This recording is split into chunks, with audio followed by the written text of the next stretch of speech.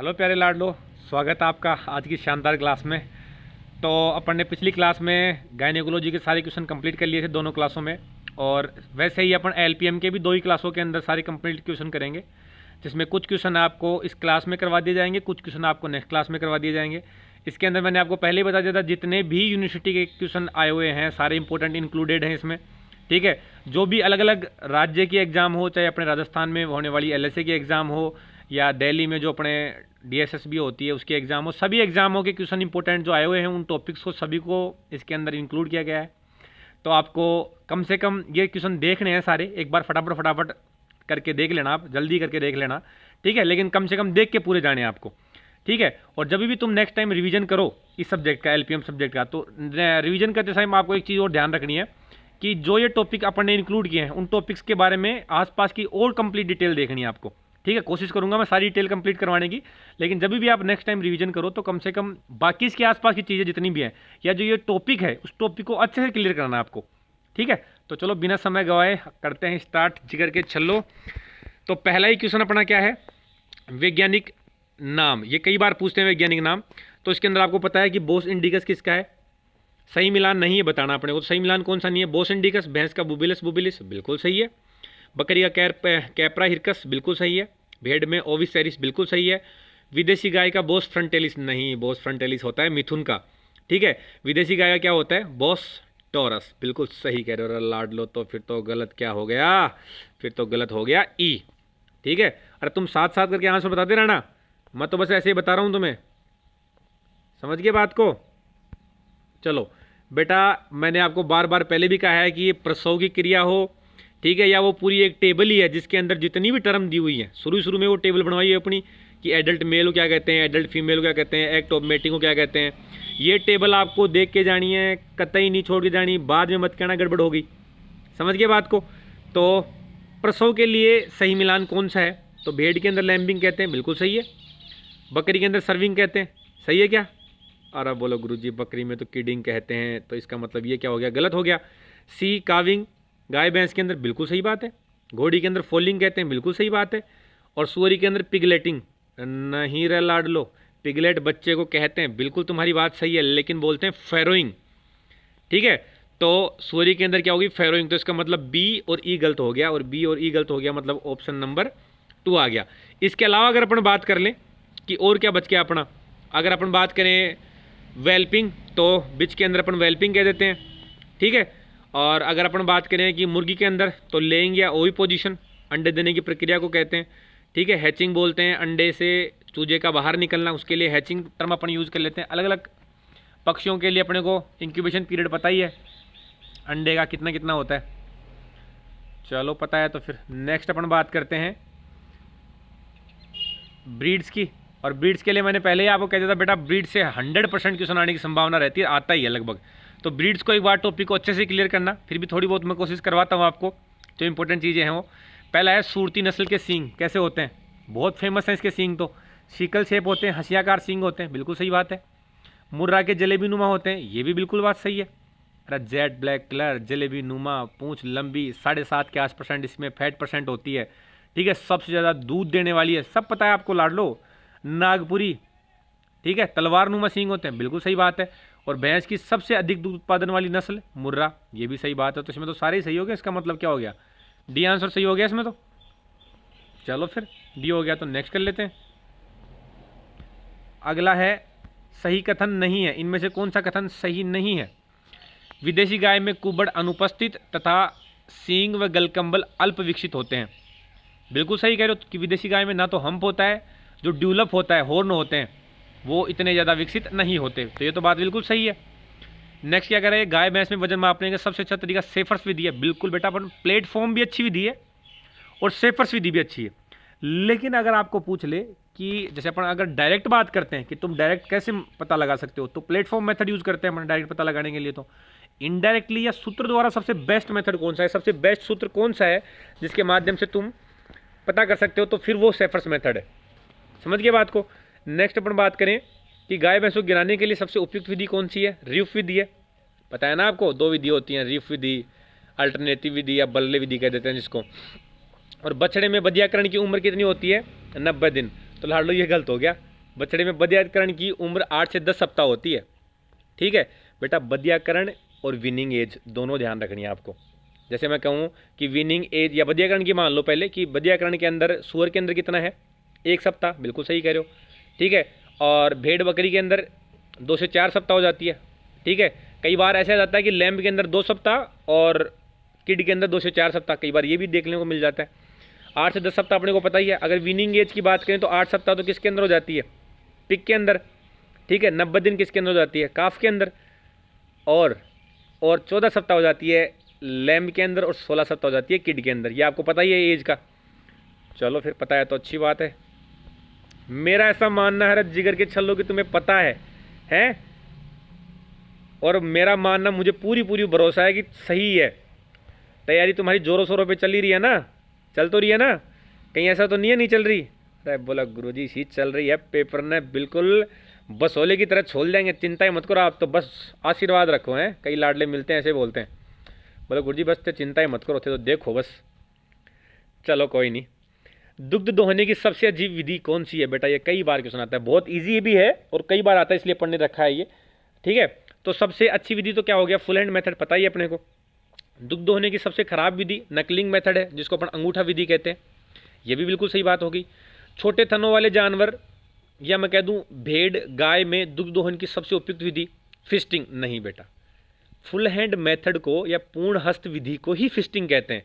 ठीक है, जबकि जिसके छोटे थन हैं या भेड़ है या गाय है जिनके छोटे थन हैं, तो उनमें तो सबसे उपयुक्त विधि दूध निकालने की क्या हो जाएगी, स्ट्रिपिंग मेथड हो जाएगी, चुटकी विधि हो जाएगी।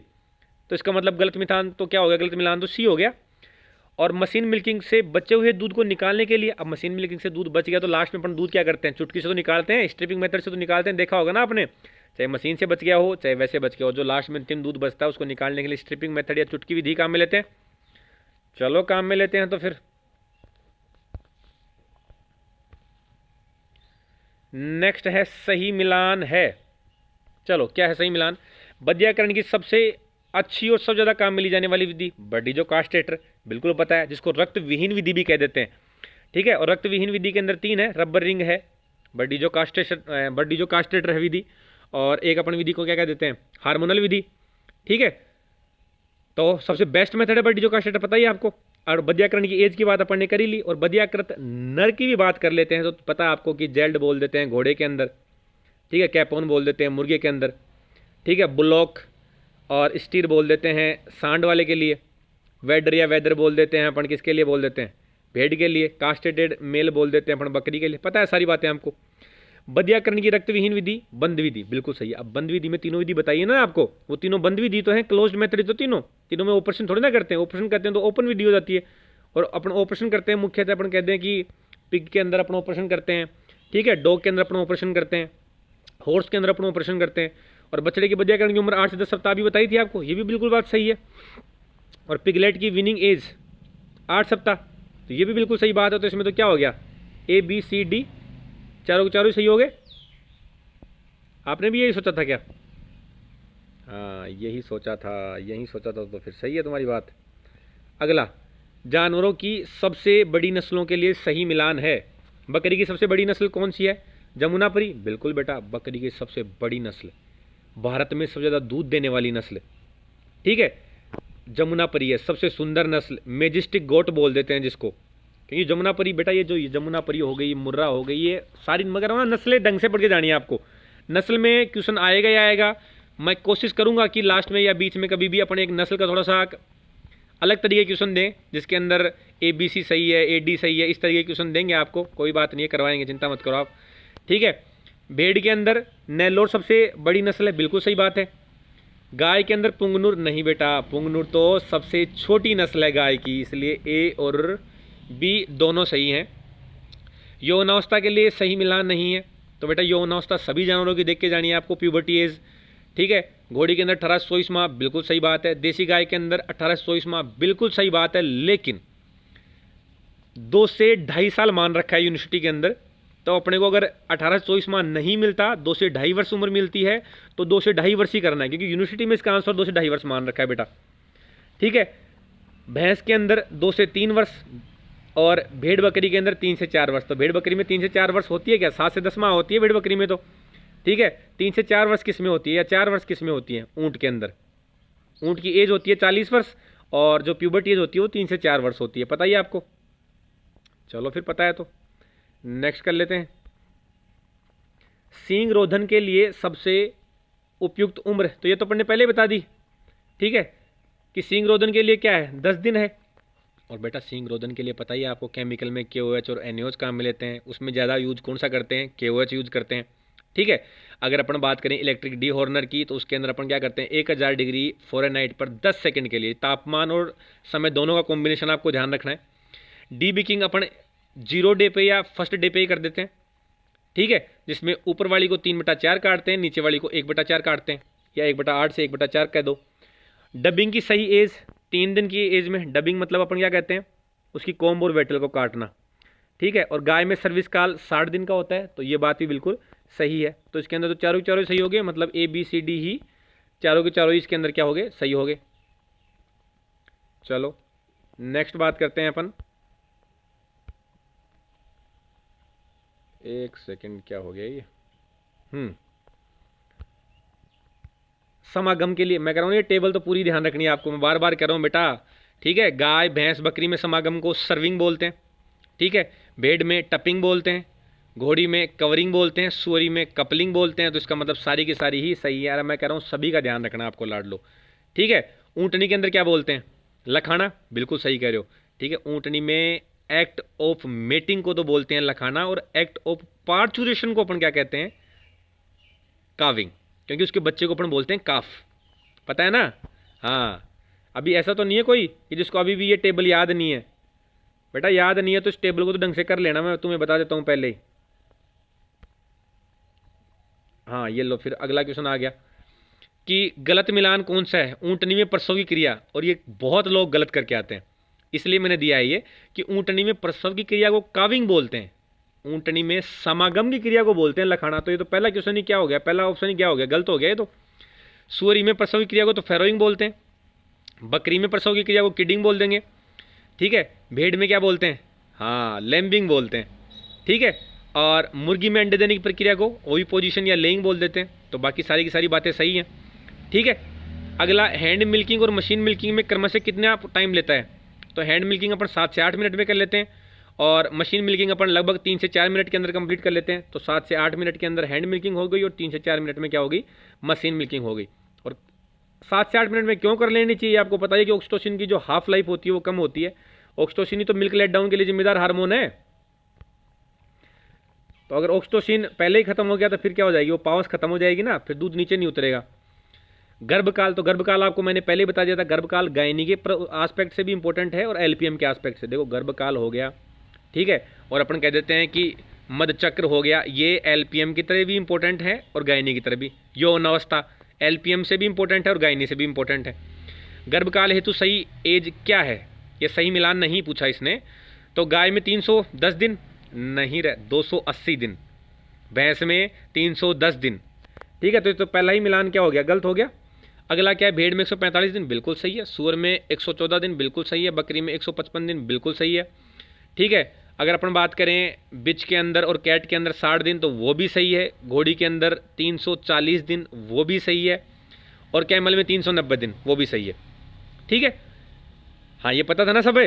हाँ बोलो गुरुजी पता है, चिंता ही मत करो। बोलो गुरुजी तैयारी जोरों शोरों से, आप तो बस बता दो ये इंपॉर्टेंट क्वेश्चन, और यही कहना चाह रहे हो? अरे पता लग गया मेरे को तुम्हारी बात मन की। वयस्क नर हेतु सही मिलान नहीं है, ठीक है। जो भेड़ के अंदर रैम और टप बोलते हैं, तभी तो अपन टपिंग कहते हैं। अरे टप से टपिंग, समझ गए बात को? तो भेड़ में रम और टप कहते हैं। गाय के अंदर बुल कहते हैं, बिल्कुल सही बात है। बकरी के अंदर बोर कहते हैं, अरे नहीं क्या ही बात कर रहे हो, बकरी के अंदर बोर थोड़ी ना कहेंगे। बकरी के अंदर तो तुम बक कह सकते हो, बिल्ली कह सकते हो, तो फिर बोर किसको कहोगे? सुअर को, बिल्कुल सही कह रहे हो। घोड़े में स्टैलियन कह देते हैं, बिल्कुल सही बात कह रहे हो बेटा। अगर अपन ने नर की बात करी तो तुम वयस्क मादा की बता दो मेरे को, कि जैसे भेड़ में अपन क्या कह देते हैं, ईव, बकरी में डो, गाय के अंदर तो गाय कह ही देते हैं, काऊ, ठीक है। घोड़े के अंदर अपन बोल देते हैं मेर, समझ गए बात को? चलो समझ गए तो। और नैनी भी बोल देते हैं अपन बकरी में, पता है ना आपको? तो पता है तो चलो फिर अच्छी बात है। अच्छी बात नहीं यार, ये बहुत खुशी की बात है। ठीक है, इतने खुशी की बात है, इतने खुशी की बात है कि सवाल से आगे क्वेश्चन करवाने में। अगला, सही कथन नहीं है। राठी का उद्गम स्थल गंगानगर हनुमानगढ़, बिल्कुल सही बात है। कई बार राठ क्षेत्र भी दे देते हैं, लेकिन अगर राठ क्षेत्र भी ऑप्शन में और गंगानगर हनुमानगढ़ भी हो तो पहले अपन गंगानगर हनुमानगढ़ करेंगे बेटा, क्योंकि राठी नस्ल का आपको पता भी है ना कि राठी, अगर आपको पूछ ले कि राठी नस्ल का जो ब्रीडिंग सेंटर है, प्रजनन केंद्र है, वो कहाँ है, नौर हनुमानगढ़ में है वो। ठीक है, थोड़ी आवाज़ की वजह से डिस्टर्ब हो रहा होगा लाडलो, क्योंकि मेरे को यहीं पे बाहर बैठ के बनाना पड़ रहा है तुम्हारे लिए वीडियो, कि मेरा उद्देश्य है भाई पहुंच जाए मेरे लाडलो तक क्वेश्चन कैसे भी इंपॉर्टेंट। कोशिश कर रहा हूं मैं तुम्हारे लिए, अंत तक साथ दूंगा तुम्हारा, चिंता मत करो। ठीक है, चाहे कहीं से बनानी पड़े अपने को वीडियो। भारत में सर्वाधिक प्रयोग में लाई जाने वाली आवासीय प्रणाली खुली आवासीय प्रणाली है, बिल्कुल बेटा, खुली आवासीय प्रणाली सबसे ज़्यादा काम में ली जाने वाली है। ठीक है, स्पेस रिक्वायरमेंट, सब जानवरों को याद रखना आपको किसके लिए कितना स्पेस रिक्वायरमेंट चाहिए। ठीक है, वैसे बहुत ईजी है वो पूरा टॉपिक, बस एक स्पेस रिक्वायरमेंट आप भूल सकते हो, तो आपको एग्जाम से 1-2 दिन पहले वो देख के जरूर जाना है कि कन्फ्यूजन नहीं हो बाद में। गाय भैंस में आवाज़ की लंबवत अक्ष पूर्व पश्चिम होती है, बिल्कुल सही होती है, पूर्व पश्चिमी होती है। लेकिन अगर डेयरी बर्न का पूछ ले, ठीक है, जहाँ पे अपन दूध निकालते हैं, तो उसकी उत्तर दक्षिण होती है बेटा। मुर्गी की भी पूर्व पश्चिमी होती है लंबवत अक्ष, मुर्गी पालन जो उसकी भी। और सवाई चाल जाफराबादी नस्ल की होती है। अरे नहीं, सवाई चाल, अरे चाल ही ऐसी हो, कहाँ क्रेज नस्ल की फेमस है कि नहीं है? जाफराबादी किसके लिए फेमस है? बोले गुरुजी इतनी भारी है, हाथी कह देते हैं उसको, हैं? तो वो तो बहुत भारी है, इसलिए भारी होने के लिए फेमस है वो तो। चलो अच्छी बात है फिर तो। गलत कथन पहचान लो भाई इसमें से। बुल के नाक में 1 वर्ष की उम्र में अपन रिंग डालते हैं, तो ये तो बिल्कुल सही बात है, ये तो बिल्कुल गलत नहीं है। लैम्ब की डॉकिंग 3 से 5 दिन पे करते हैं, नहीं, ये करते हैं 3 से 5 दिन में अपन डॉग में। लैम्ब में 1 से 2 सप्ताह के अंदर अपन डॉकिंग करते हैं। ठीक है, यकृत नेक्रोसिस विटामिन के की कमी से होता है, बिल्कुल सही बात है। जो लीवर नेक्रोसिस है वो विटामिन के की कमी से हो जाता है। और अमृत महल गाय में विकसित कुबड़ और गल कंबल पाया जाता है, बिल्कुल सही बात है। ठीक है, और अमृत महल देसी होगी ना, तो हम्प और ड्यूलप इसके अंदर बढ़िया से डेवलप होते हैं।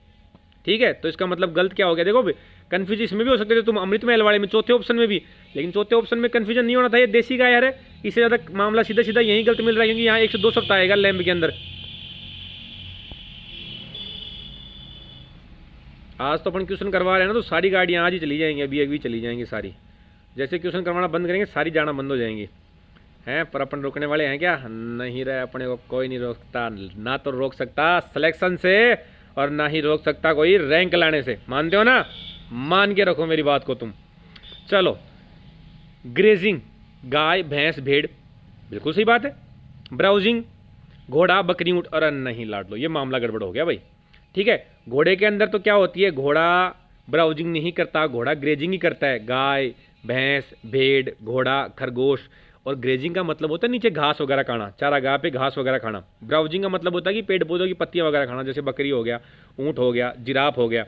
ठीक है, तो भाई ये तो बी मिलान सही नहीं है, सही नहीं आएगा बेटा यहाँ पे। फिर ये क्वेश्चन थोड़ा सा चेंज कर लेना, कोई नहीं, समझ में तो आना चाहिए अपने को, तो पहुँचानी है बातें।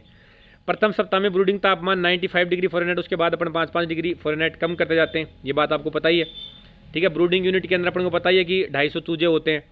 ठीक है, उसके अंदर 5 फीट का चिक गार्ड होता है, 60 वाट के 4 बल्ब होते हैं, 4 वाटर और 3 फीडर होते हैं, ये बातें भी आपको पता है। और पशु की पूंछ काटना डॉकिंग कहलाता है। पशु के पेट कीड़े मारना डीवॉर्मिंग कहलाता है। ठीक है, और पता है हीपर क्या होती है? 1 साल से बड़ी और प्रजनन कह लो या फिर कह लें कि ब्याने से पहले तक, उसको हीपर कहते हैं। चलो ये सारी बात की बातें पता ही है, तो इसमें देखो नहीं है तो मतलब बी नहीं है। फिर अगला देखते हैं, कोलेस्ट्रॉल और खींच हेतु, बेटा कोलेस्ट्रॉल पढ़ के जाना, बहुत इंपॉर्टेंट है। वैसे मैंने कवर करने की कोशिश करी है इसमें, कि इसके अंदर सबसे ज़्यादा पाया जाने वाला IgG है। ठीक है, इम्यूनिटी सबसे ज़्यादा पाई जाने वाली है, एंटीबॉडी सबसे ज़्यादा पाने वाली IgG है। सबसे ज़्यादा पाया जाने वाला विटामिन IgA है। IgA विटामिन होता है क्या? नहीं होता, विटामिन A है बेटा। ठीक है, सही कह रहे हो। नेचुरल पेसिव इम्यूनिटी मिलती है इससे। ठीक है, क्वेश्चन आ सकता है घुमा के कैसे भी, लेकिन इससे क्या मिलती है? नेचुरल मतलब माँ से नेचुरली दूध मिल रहा है तो नेचुरल हो गई। पेसिव मतलब शरीर को कोई काम करना नहीं पड़ रहा, बनी बनाई एंटीबॉडी मिल रही है तो पेसिव हो गई। तो नेचुरल पेसिव इम्यूनिटी से प्राप्त होती है, और शरीर के बाहर का 1/10 या 10% अपन पिलाते हैं। ठीक है, ये अपन 2 से 2.5 लीटर भी अपने को कई बार देखने को मिल जाता है ऑप्शन में। और प्रसव के 8 से 10 दिन का लेक्टियल स्राव नहीं बेटा, 8 से 10 दिन का नहीं, प्रसव के 3 से 5 दिन, मैक्सिमम 3 से 5 दिन, ये अपन कह दे 3 दिन, ठीक है। तो प्रसव के 3 दिन या 3 से 5 दिन का स्राव ही जो होता है उसको अपन खींच कहते हैं।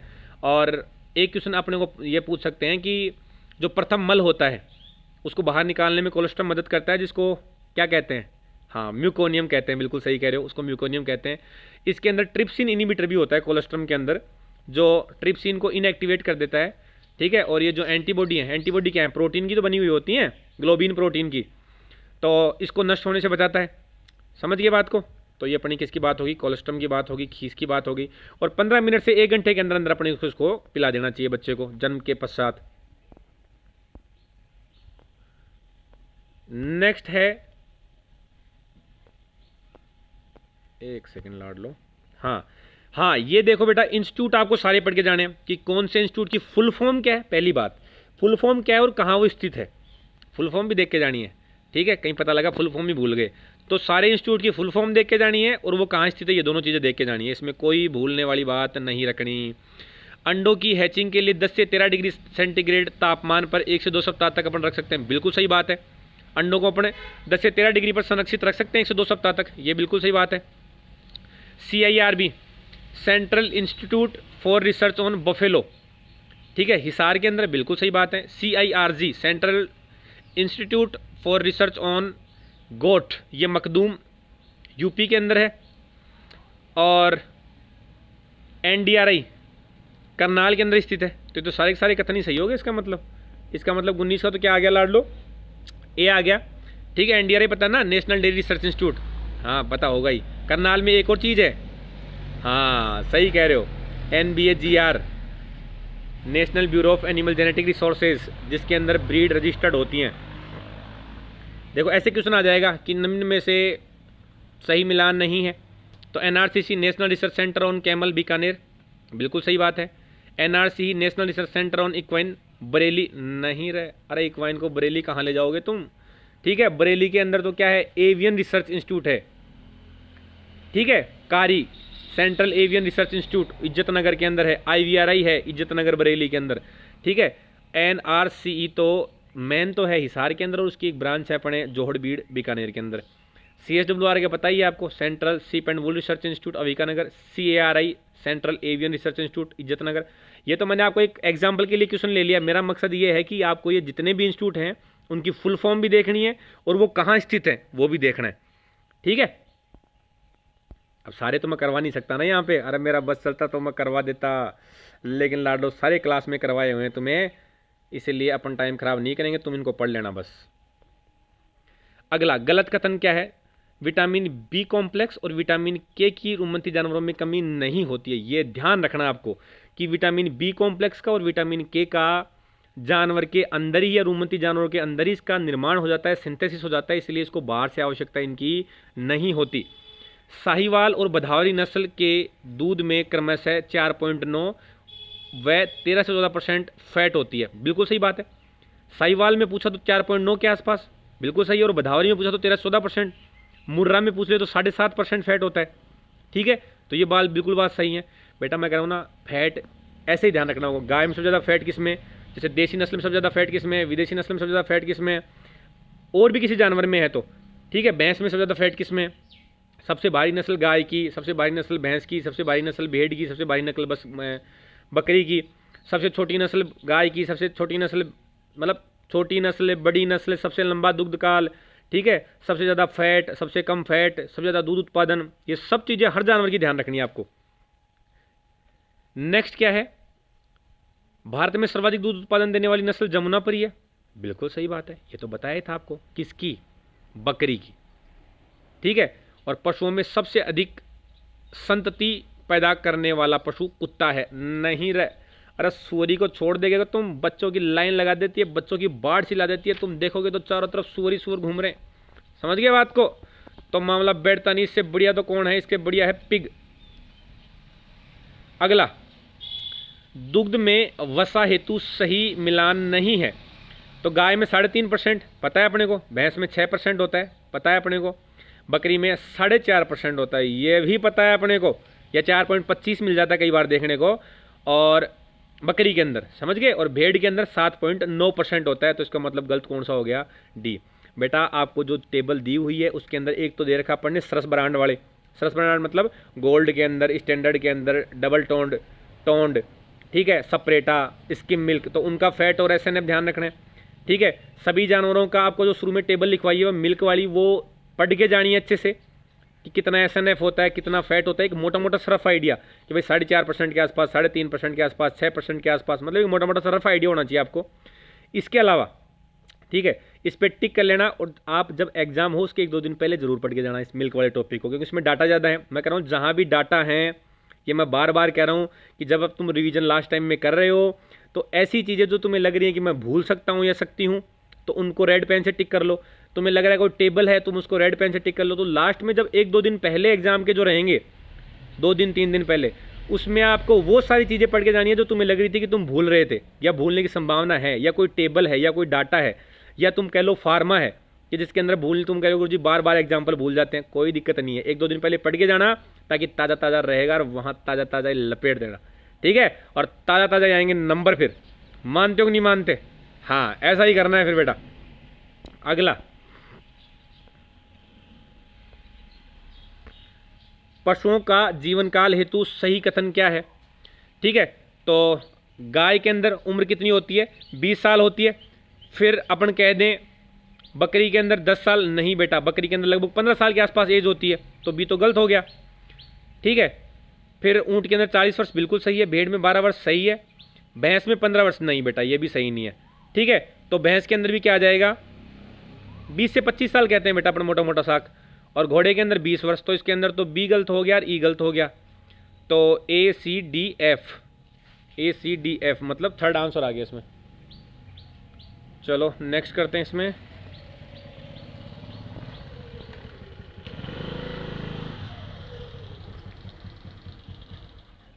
ट्वेंटी 24 है ये। विश्व पशुधन के अंदर भारत के पशुधन का प्रतिशत के लिए सही मिलान नहीं है। तो गाय लगभग 15 से 16% के आसपास है, या 15.16% के आसपास कह लो, मतलब टोटल वर्ल्ड के अंदर उसकी पॉपुलेशन की लगभग भारत के अंदर 15.16% है, या 15-16% मान लो मोटा मोटा सा। अगर अपन कुल एनिमल्स की बात करते हैं, टोटल लाइफ स्टॉक की बात करते हैं, तो वो 10.23% के आसपास है।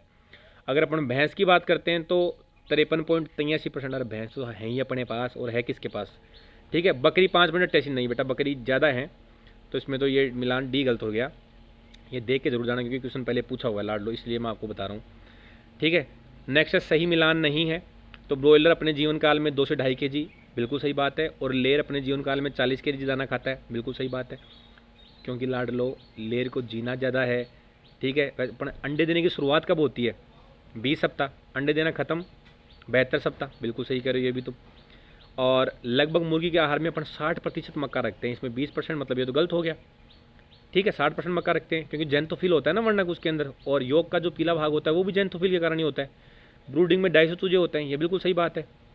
और हैचर का तापमान 97 से 99.5 डिग्री फ़ारेनहाइट होता है, बिल्कुल सही बात है। हैचर का 97 से 99.5 डिग्री फ़ारेनहाइट होता है। अगर पूछे सेटर का, हैचर मतलब लास्ट 3 दिन, सेटर मतलब शुरू के 18 दिन, तब 99.5 से 99.7 डिग्री फ़ारेनहाइट होता है।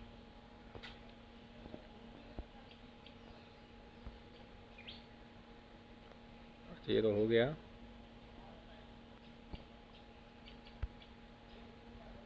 और आज का ये आखिरी क्वेश्चन आज ही क्लास का, ठीक है, कि पहचान की विधि हेतु गलत कथन है। तो सुअर में ईयर नोचिंग वी शेप में होती है, बिल्कुल सही बात है। ईयर टैगिंग सबसे लोकप्रिय विधि है, या गाय भैंस भेड़ बकरी के अंदर सबसे लोकप्रिय विधि ईयर टैगिंग ही है, ठीक है। बाएं कान के अंदर ज़्यादातर लगाते हैं अपन ये, क्योंकि बाएं साइड से अप्रोच करते हैं एनिमल को, तो बाएं साइड ये अपन क्या करते हैं, ब्रांडिंग करते हैं।